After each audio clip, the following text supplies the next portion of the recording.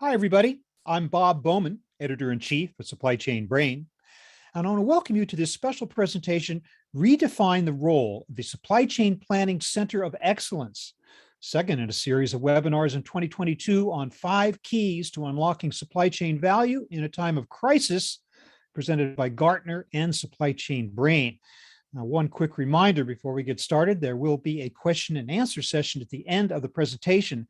Audience members are encouraged to submit their questions at any time during the presentation by clicking on that Q&A icon at the bottom of your screen. Now, supply chain planning teams are operating today in a world of disruption. It's becoming increasingly tough for supply chain planning organizations to lead the planning for demand and supply. More often than not, businesses are finding themselves in a highly reactive mode. It's tough keeping up with today's challenges. Many companies have established a Center of Excellence, or CoE, to deploy best practices and standard processes in their planning organizations. Recent Gartner research shows that process standardization is highly relevant for planning leaders, but it's becoming table stakes rather than a differentiator. Supply chain planning CoEs must shift focus from process standardization and incremental improvement to innovation and exploration of emerging technologies, seeking disruptive ways to achieve supply chain planning excellence. With that, I want to introduce today's speaker, Marco Bucula, is Chief of Research and Vice President Team Manager at Gartner. He is a supply chain planning thought leader with a passion for elevating and advancing the profession of supply chain leadership. Marco spent 20 years in operations IT and global supply chain leadership roles in Honeywell International.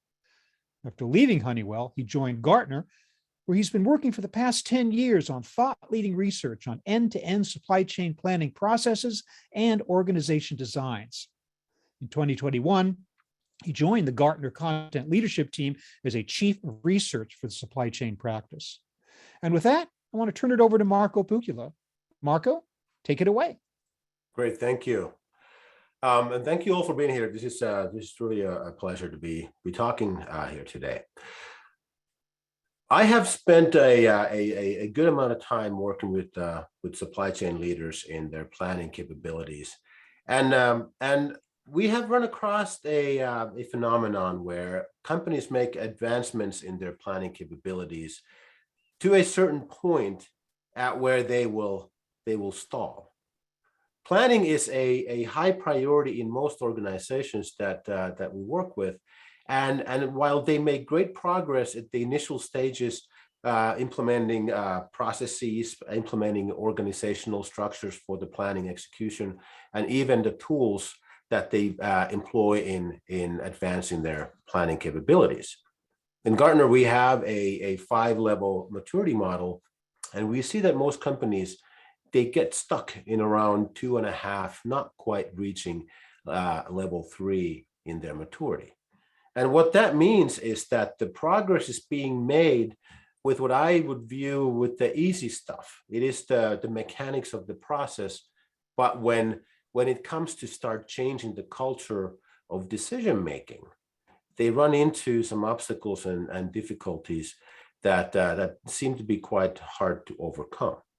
So today, what I would like to talk about is how would you be able to break through that hurdle of advancing into a next level in your integrated planning processes and your end-to-end supply chain process. And the Center of Excellence typically plays a big part in that, but the centers of excellence, they will need to also transform from being a support organization to truly become a differentiator. So what I want to do today is take the next 30 some minutes to discuss what happened. Why do we have to change the way the CoEs look like? I want to discuss that why and where did the CoEs lose their edge when it comes to innovation? And then I will provide you a one way that you can take an approach to redefine your own planning center of excellence. When we start with looking at what has happened recently, if you look at supply chain end-to-end planning, there are concepts like sales and operations planning and integrated business planning, and they have been around since 80s, and they have been more or less providing value to companies, but they haven't been really transformational in many cases. But the companies have been limping along with that because there is definitely value there, but it is really primarily in the having a perception and a projection for future unit volume demands, and the companies can operate in a fairly stable world. Now, with the disruptions that have happened, we had 2 years ago, we ran into a global pandemic with COVID-19. Once we started coming out of that one, then we hit the supply chain gridlock where companies were trying to restock, and the supply chains just got all gummed up. They didn't go anywhere. And now recently we have the war in Ukraine, and who knows what is going to happen next. So what happened is supply chain planning organizations and the best practices have been built on projecting the past into the future, but now the past has broken. The past does not look like, or rather the future will not look like what the past has looked like. So something has to change, and the organization is one of those things that requires a change. In the face of this disruptive world, we have to be ready to meet these future challenges head on. We did some research. This was 2020, and we asked companies that, so what does the world look like to you? How has the disruptions that you are seeing impacting your business outcomes? And clearly, COVID-19 was all by itself up there as a top number one, and which is not surprised. So we took that one out and said, okay, so what's the next disruptions that you are seeing? If we're looking at the disruptions in technology, in supply shifts, demand shifts, and competitive dynamics, those are all areas where supply chain planning will have to develop excellence.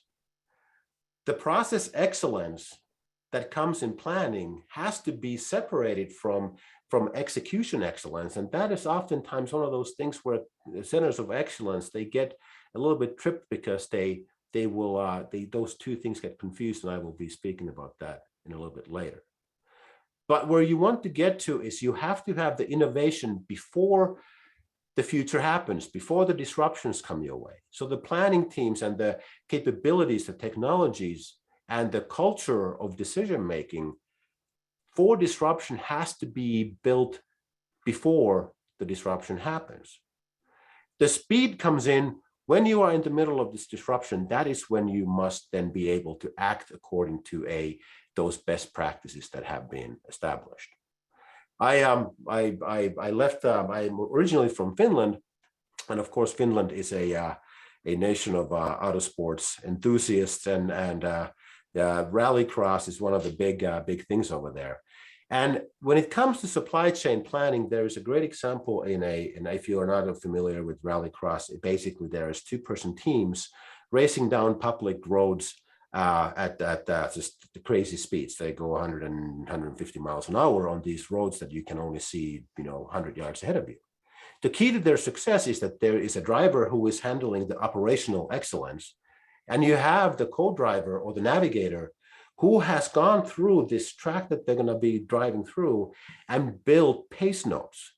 So they are plugged in with microphones, and as they are racing down the road, the navigator is telling the driver what is behind the hill, what is behind the curve.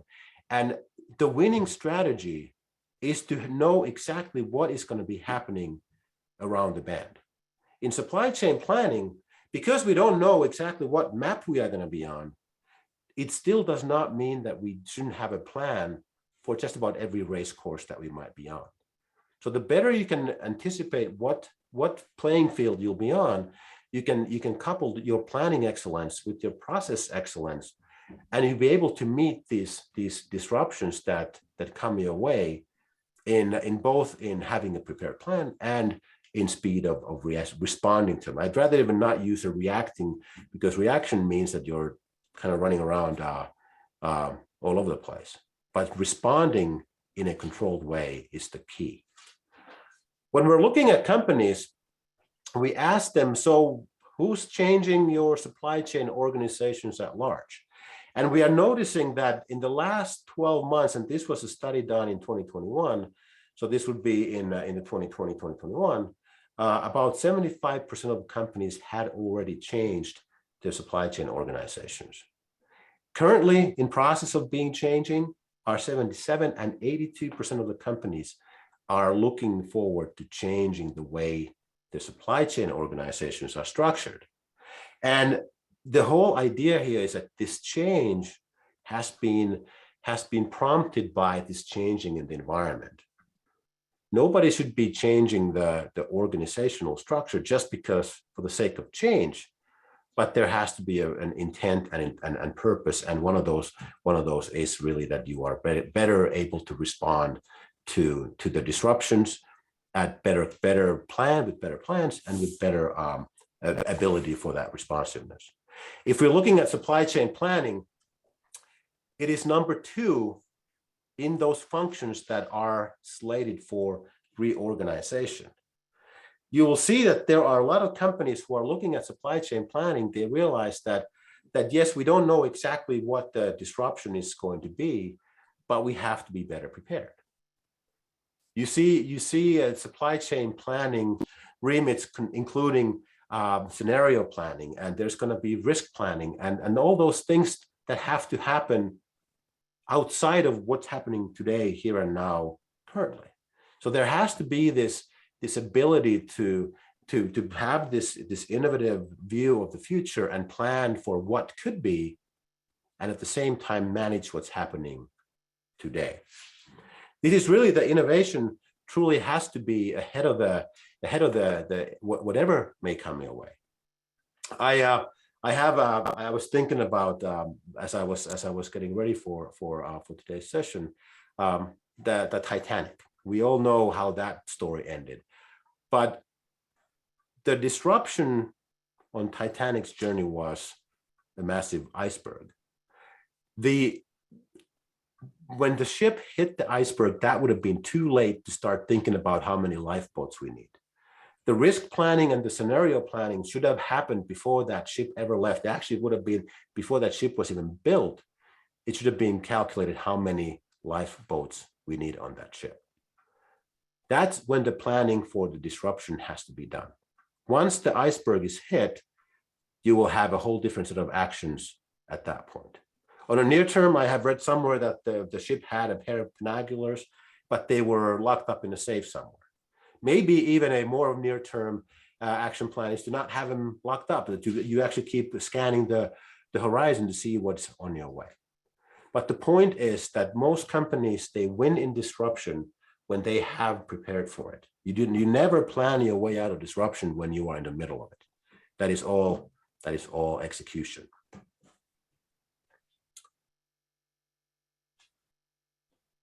I'd like to take a moment to tell you about the sponsors of today's presentation.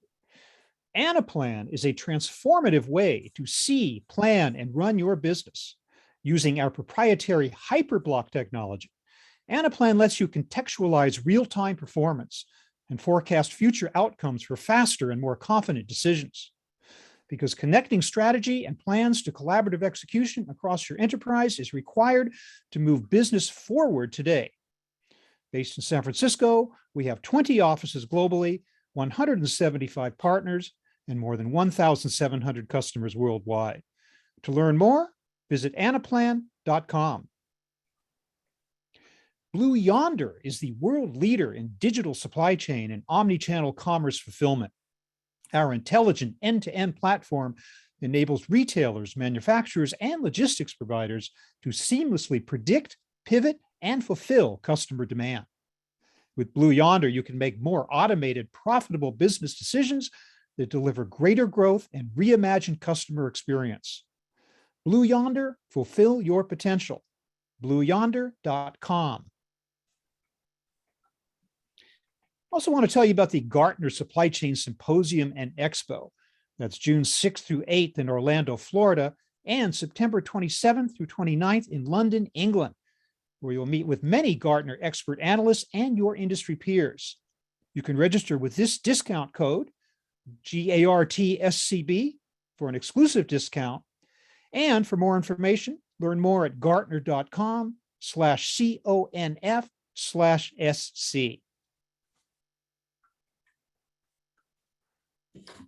So next, we're going to take a look at that and see what happened. Why did the centers of excellence that have usually had a very successful start with great people, that their effectiveness, if you will, has been stalled? When you look at the common center of excellence objectives, they are to provide process standardization, they provide training, they implement technology projects, they are looking at the metrics. They are in charge of making sure that the organization does the same things the same way.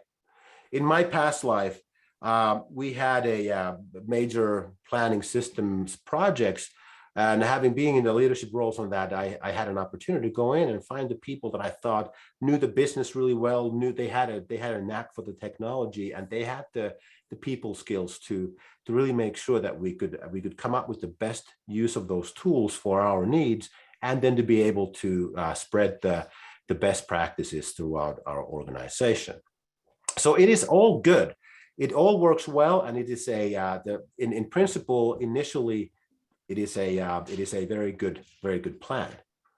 However, what we have seen is when you're looking at these objectives that the centers of excellence do, and the brand that your center of excellence teams will develop, is that as their footprint grows, their burden grows. I remember time and time again the frustration of my center of excellence teams in my past life, where they would get calls around the world with some reports not working. They didn't know how our ERP worked. It was the focus from the process excellence started to slip towards the execution support and excellence. So when you're looking at your footprint that your center of excellence is supporting, it starts to get a squeeze. Gartner, we have this research on what we call bimodal. You have mode 1 and mode 2. The mode 1 is it really focused on that execution excellence, and the mode 2 is to be able to at the same time to be able to provide that innovation, thought leadership, the disruption, good disruption for yourself, and hopefully some challenging disruptions for your competition. But as the center of excellence, the area and the footprint that they support as it grows, they feel the squeeze where the mode 1, kind of the day-to-day need, starts to squeeze room from that mode 2 where you really want them to be. What ends up happening is they end up with the ballooning project portfolio, and they start looking at more of a support type of work, troubleshooting. They have to maintain master data. They may be the only ones who have access to certain parts of your system, so they will have to be there up in their elbows, changing data and changing settings, and they cannot get themselves up to that innovation space. You will have some turnover in your staff, so they will have to train and retrain people, and you will end up with this transactional everyday noise that ends up consuming the bandwidth from your center of excellence team. And what that then does is that will put a pretty significant limitation on your speed. What that will do is that will hamper it will hamper your team's ability to do really what they are capable. Because remember, you picked the folks for your center of excellence because they knew the business, they knew the systems, they knew the processes, and now they know all the key people. Now they're just inundated with the support work versus the more strategic innovation type of stuff. If you look at where the center of excellence should be and where it ends up at, is we have research that is we have this 4-layer model for an organization where people and roles reside. When you start your centers of excellence, you kick off these teams. They most often, typically, they begin in the right place. They are in this what we call an adapt layer, where they are they are the architects of the best practices and the best capabilities and how to get the most out of your people, process, and technologies. But as I described earlier, as the footprint of your success, with success comes a bigger footprint, and they end up spending more time in these lower levels, and they are lower only in amount of the lower you go, the more detail they have to deal with. So they end up getting sucked. The gravitational pull on the detail and the execution starts to pull them in towards that more detailed type of work. When we're looking at what is holding people back from advancing their planning capabilities to stage 3 and beyond, they should be spending their time going up to the leadership. The easy part, like I said earlier, is the process maps, the organizations, the races, and the technologies. The difficult part is to start affecting change at the leadership level. Once the process is running, they should be able to start focusing up on the govern layer, but they can't because they are stuck in the weeds, if you will. So what we're going to do is we're going to be in just a few moments, we are going to be taking a look a way to resolve a part of this problem.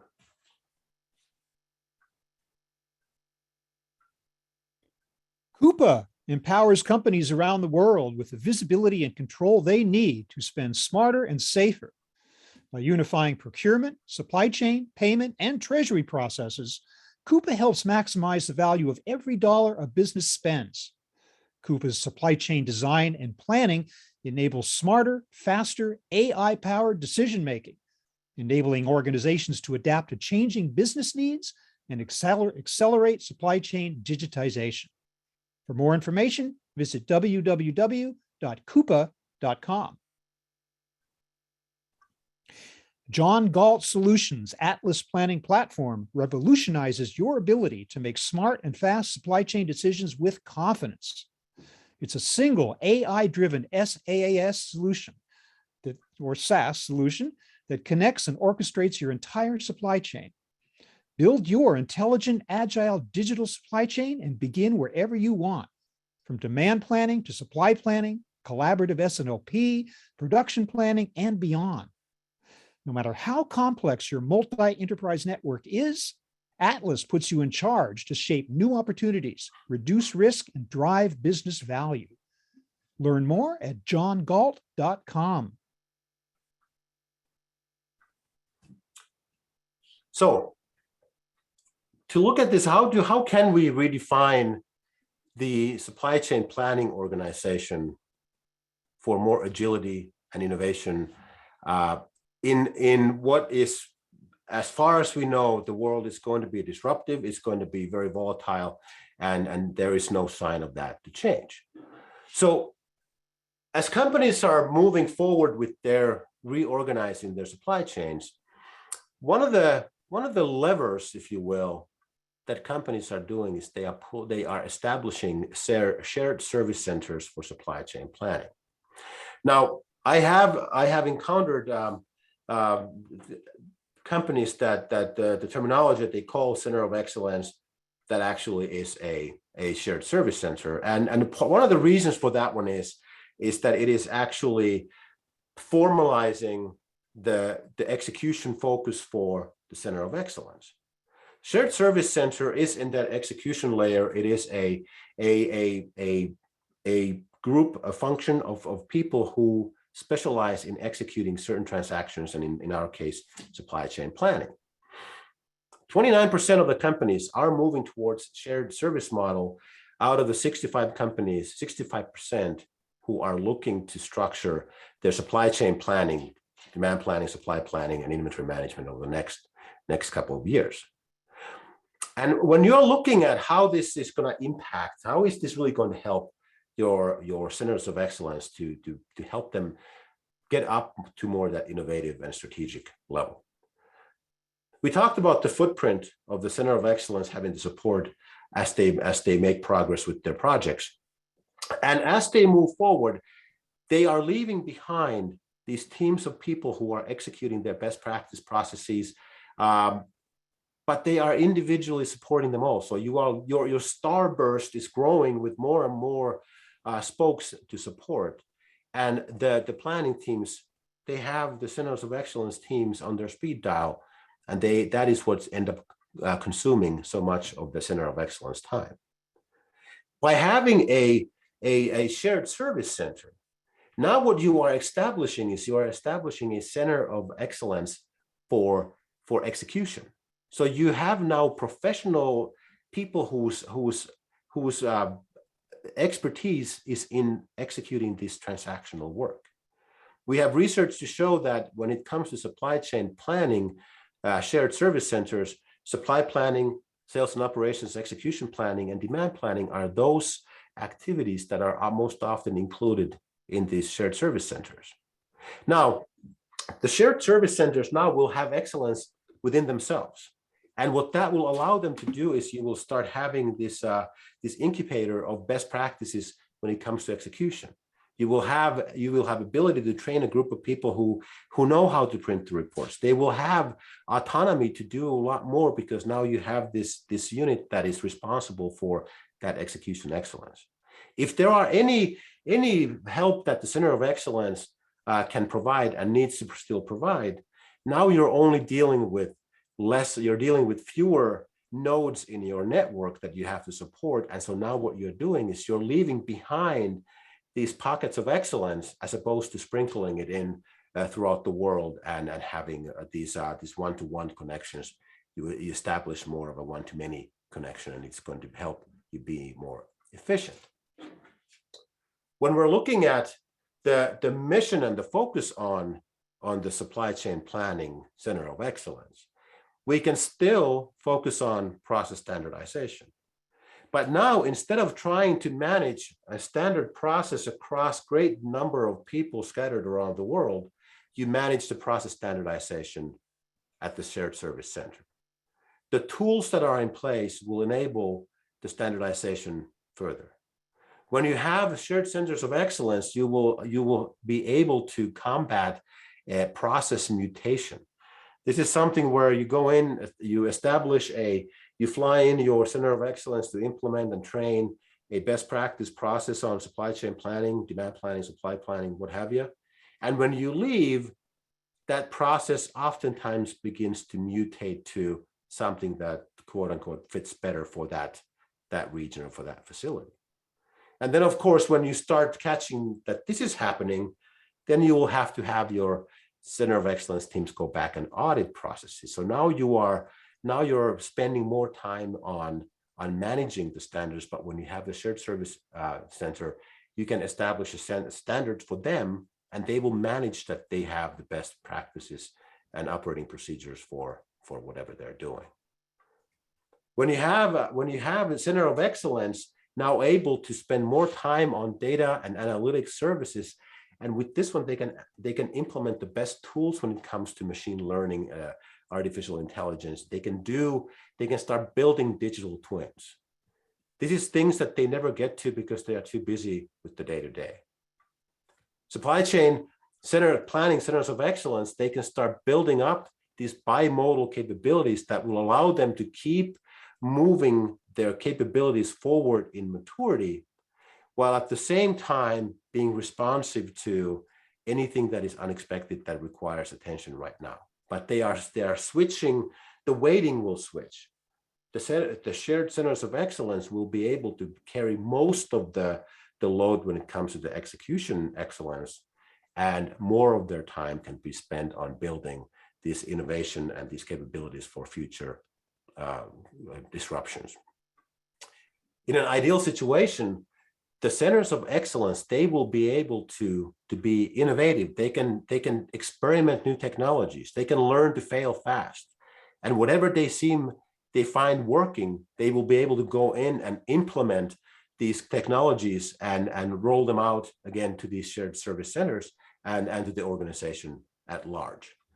So there is the remit on the centers of excellence is not dramatically changing, but you can refocus on them because now part of the workload that they have had is being lifted off their shoulders.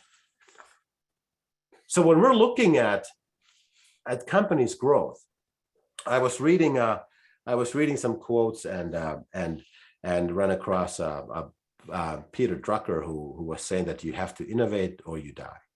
And there are some leaders from other companies who are saying that if the rate of change outside of your company exceeds the rate of change inside your company, that's not good. You don't want to end up in the state of complacency where you just kind of count on everything being just fine. Whatever worked in the past will work in the future. We are living in a very disruptive world, and in order for you to be ready for anything, to unlock the capabilities that you have in your organization, they are all there. You have great people, you have success. You just have to make sure that you are freeing your teams for the ability to do what they can and must do, to be able to continually drive these advancements forward while developing the readiness for disruption. This is an illustration could be your fire department. The fire department does not practice when the fire breaks out. They practice, they keep their equipment maintained, they are exercising, they are running drills all day long, every day, so that when they have to go into a fire, they are ready. You have teams who are specializing in the equipment, and you have teams who are specializing in putting fire out. Same thing, you can't, having a set of expectations for your different groups and teams that are the same will not work, because if you have a disruption, then that will consume all the effort from your strategic work, and you will end up at the standstill with your innovation and progressing forward. So as we look at this transformation, just one lever on allowing your centers of excellence to become the differentiator that they can be, was that we established those centers of shared service centers. And in order for us to get to that point, we discussed that why do we need to have this redefinition of centers of excellence? And we were talking about that the world is changing, the history is broken, and we now have to have supply chain planning processes that are capable of scenario-based planning, that are capable and comfortable with hypothesis-driven planning, that you will make decisions for the future without having a past to prove it. We talked about how and why so many planning centers of excellence lost their edge on innovation. Their footprint got too big, and they are being spread too thin. And that is one of the things that is the catalyst also for you to redefine what's going on with your centers of excellence. And we talked about establishing the shared service centers. You clearly separate your process excellence and innovation from your execution excellence. And now what you end up is having a one team that is trying to use their time and resources to be both, which you end up with neither oftentimes, but you actually clearly delineate that execution excellence from your process excellence.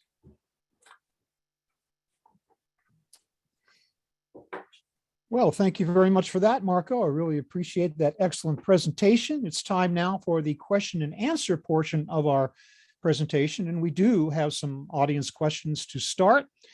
So let's get going. How can the supply chain CoE be harmonized for different industries and user persons?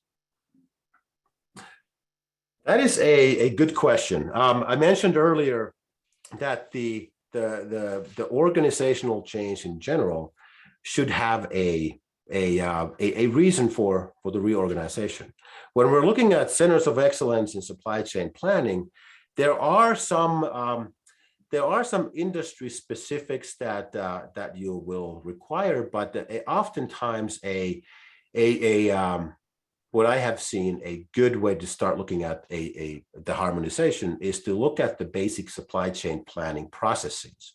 That would be at the high level is going to be your demand management, your supply management, and your integrated planning. So when you're looking at that level, regardless of the industry, you do have demand. So you will have to figure out, how do we as a company best capture what we expect the future demand to be.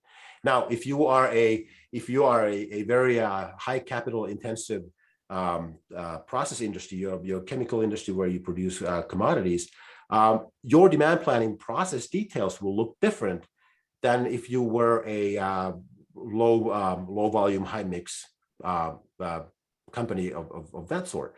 But when you're looking at the harmonization, you start at the high level. You're thinking about demand planning, supply planning, and then the integrated planning. And in your center of excellence, you would have experts in the demand management and supply management, and potentially in your integrated planning capabilities as well. Your industry specifics then come in at how do you do those, and your centers of excellence will then define those playbooks that say, here's how our company does X, Y, and Z. Thank you. Is there a difference between the roles and responsibilities of a supply chain planning center of excellence and a supply chain planning shared service center? Yes, there is. The shared service center is responsible for the plan, the quality of the individual plans. They will help. The shared service center will be contributing to the demand planning process, developing the demand plans, developing the supply plans. They will be responsible for the each instance of those plans. The center of excellence is responsible for the overall planning process, the tools, how we do the planning. For example, if you have a shared service center who is responsible for demand planning, and they are being measured with forecast accuracy. Their goal may be that your forecast accuracy must be 72% or better. And so they are going to be measured to that from one plant to the next. The center of excellence is responsible for defining how do we measure them. It is responsible for the best practices. How will one get to 72% or better accuracy? So they will define how to do it, and the shared service, they will execute the plan. So it is almost like a Betty Crocker and a home cook. The center of excellence writes the cookbook, and it is Marco who's going to make the cake. I'm being measured on the quality of the cake that comes out, but the center of excellence, who is the cookbook producer, they are responsible for the accuracy of that recipe. Good clarification.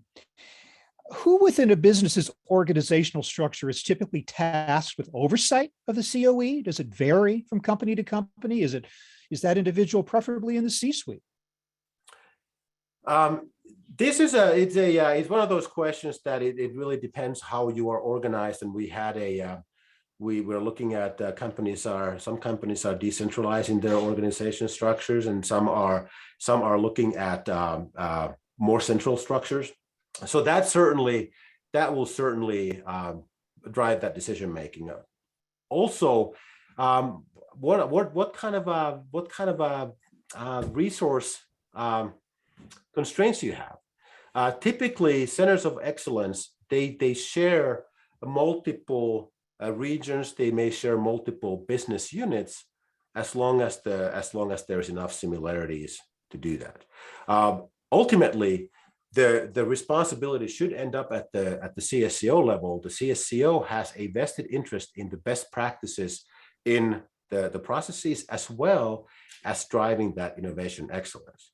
So there could be that you will have a supply chain organization at the business unit level that has a planning execution teams and centers of excellence.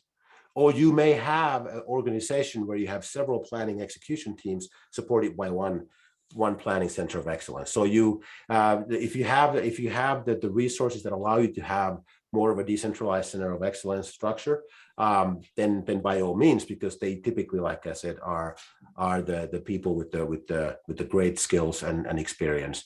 But if you do have multiple centers of excellence, then you certainly want to have a steering team that will help them all stay synchronized and share the best practices.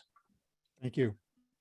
Does the supply chain organizing model, that is centralized, decentralized, et cetera, change any of this? It really does. It does change that, because whatever your objectives are for your organization. If you are thinking about if we're looking on one hand, you're looking at completely decentralized organizing model. Typically, the centers of excellence, they follow that model, because the cost of the center of excellence, it has to go to a P&L somewhere. So wherever you have P&L owners, they typically might have a center of excellence to follow them. Especially in the larger organizations, you could not have an effective center of excellence at the corporate level unless you have the bandwidth to make a team bigger. So, and then again, if you're looking at the organizations at the centralized level, then you will be able to have a structure where a center of excellence is supporting several business units that might be reporting to a common centralized or center-led supply chain organization. So it really follows the P&L structure in supply chain planning is oftentimes a quite formative decider how things go, and oftentimes the centers of excellence, they will follow those structures as well. Thank you. So what are the biggest challenges related to supply chain transformation of this kind? The biggest one, what I have seen, and especially in supply chain planning, is this culture of decision making. In the conference, we actually have a session that asks the question that yes, the executives, they want to have good IPP process, but do they really? The challenge is that you in order for you to be able to have a forward-looking supply chain model where the decisions are made with proper lead time in the face of complete uncertainty, you don't, especially in the times of disruption and times of all sorts of crisis, the leaders are hesitant to commit money, material, or manpower for future demand that may be what we think it is. It may be nothing. It may be much, much more. So the confidence on the leadership to make those decisions based on some forecasts is unnerving. And the challenge is that how does the planning organization help the mindset at the leadership level? I shared those 4 levels of in the organization. You have the govern layer on the top. The center of excellence would be that organization and function or team that can start forming those relationships with the senior leadership team and the commercial leaders, that they could make the decisions confidently, knowing that while we don't know what the future will look like, but we will have enough scenarios. The technology has been able to provide us some insight and options to consider, that when we make a decision, that it is truly the best that we could make at this point in time. That is one of the biggest challenges that I've seen, because again, the mechanics are the easy part, but to having that leadership confidence in the planning organization and the groundwork that the planning team have done needs to be really supported by the leadership team, and that is the supply chain planning track in the conference will spend some time on and airtime on that. And speaking of transformation, this question is sort of related to that. And what should the role of the supply chain planning CoE be in the selection and deployment of disrupting technologies? They should be the one that if you think about your functional supply chain functional leaders, and you're looking at your supply chain IT leaders, and then of course you have your business leaders, and we're speaking 3 different languages over here. The functional leaders, they talk about the planning excellence. What does good planning look like? The business leaders are thinking money, and the IT leaders are thinking about SaaS and PaaS, and they're thinking about all these different things. Do we want to have on-premise or a cloud? And trying to decipher what will the leaders be willing to fund to achieve the planning objectives that we think we need, and to be able to communicate that to the IT team. Center of excellence must be occupy that space in the middle. They are the ones who will experiment, and they will innovate, and they will try, and they will understand what the technology can do, and be that translator to take the business requirements and explain it to the finance, to the IT team, and explain it to the business leaders in financial terms, that they can help build that business justification, that then they can say, function, does this meet your requirements, and IT, can you deliver? And so they are in a crucial part, in an ideal situation, in the middle of all these different functions and groups that will make this thing actually happen. And this is where COEs began. When the ERP started to become an enterprise-wide thing, that's how COEs came about. They were that interface between the technology and the function and the leadership, to really be able to absorb, to adapt to these new technologies, and then to go and propagate them throughout the organization. The problem then was that they kind of got stuck with being on the speed dial with many of those successful implementations. Thanks. Where do you see enterprise data and analytics sitting ideally? The questioner is thinking about data governance, data quality that ultimately feeds the end-to-end planning solution. Does it ideally belong with COE or elsewhere? That is from my past days, I remember that when you look at data and master data particularly, nobody really wants it. And a part of it is that because there is so much data, and in order for any kind of digitalization to take hold, the data quality, the data governance has to be right. So there is in many companies, there are chief data officers who will own that data space. Now, again, they do not own the maintenance of the data values, but they will define the data quality requirements. They will define what data is, where's the system of record. In many cases, the Center of Excellence for Supply Chain Planning, they may be that team that gets to define the options for a set of master data for your business. So you may have a list of lists. You may have options that are specific to your business. The Center of Excellence oftentimes manages that. Now, within finance, within supply chain, if you have Center of Excellence would not own your product cost data or your lead time data, but they would own the definition. How do you express your lead times in days or weeks or months? They will define those rules, and whatever applies at their coverage area, they can own the definition and support. But there is this multi-layered, again, if you think about the governance or adapting, orchestration or execution, there has to be some ownership on data at every level, but the definition, the higher you go, the more it becomes definitional, and it becomes more governing factors. And a Center of Excellence ideally leans more towards the governance side of things, as opposed to maintaining endless amounts of master data. Right. What do you see or is the state of planning accuracy as a key performance indicator in industry today? Always interesting to hear the words planning and accuracy in the same sentence, but go ahead and answer the question, Marco.